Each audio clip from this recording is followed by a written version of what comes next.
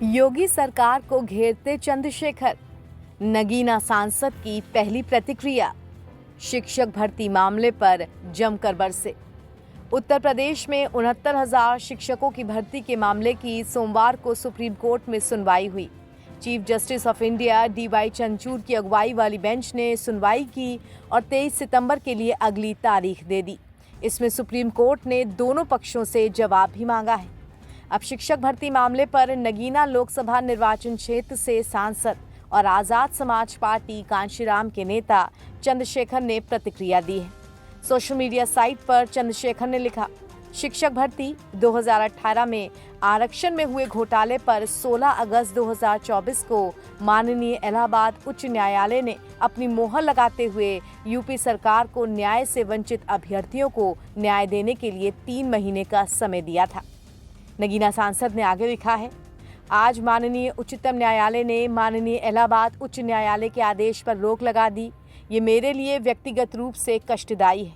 माननीय supreme court से सादर निवेदन करता हूं कि इन आरक्षित वर्ग के अभ्यर्थियों को न्याय सुनिश्चित करें, क्योंकि पहले ही इनके 5 वर्ष सरकार और अधिकारियों की हठधर्मिता की भेंट चढ़ चुके हैं। हमारी पार्टी इस मामले पर लगातार नजर बनाए हुए है और छात्रों के अधिकार के लिए किसी भी परिस्थिति में उनके साथ खड़ी है। बता दें कि इलाहाबाद हाईकोर्ट के आदेश के बाद से ही ये माना जा रहा था कि सरकार कुछ दिनों में नई लिस्ट जारी करेगी। हालांकि महीने भर के भीतर ही मामला सुप्रीम कोर्ट पहुंच गया। हाईकोर्ट ने अपने आदेश को लागू करने के लिए 3 महीने का समय दिया था।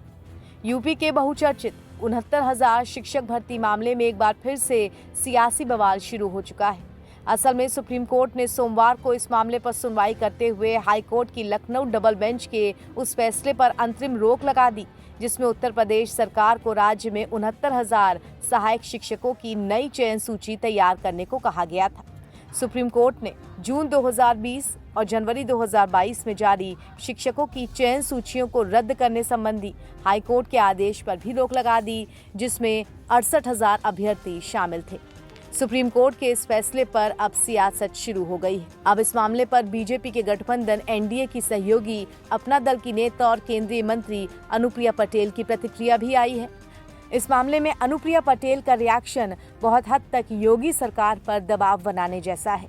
अनुप्रिया पटेल ने इस मामले में OBC अभ्यर्थियों का पक्ष लेते हुए सरकार से खास मांग कर दी है। इसके अलावा बसपा प्रमुख मायावती ने भी इस मामले पर अपनी प्रतिक्रिया दी। मायावती ने लिखा है, यूपी शिक्षक भर्ती मामले में आरक्षित वर्ग के अभ्यर्थियों के साथ अन्याय नहीं होना चाहिए। उन्हें अपना संवैधानिक हक जरूर मिलना चाहिए। साथ ही सरकार इस मामले में अपना ईमानदार रुख अपनाए ताकि इनके साथ कोई नाइंसाफी ना हो। मतलब अब सत्ता पक्ष के नेता साथ ही विपक्ष से मायावती के बाद चंद्रशेखर भी शिक्षक भर्ती मामले को लेकर सरकार पर बरस रहे हैं। NBT ऑनलाइन की रिपोर्ट।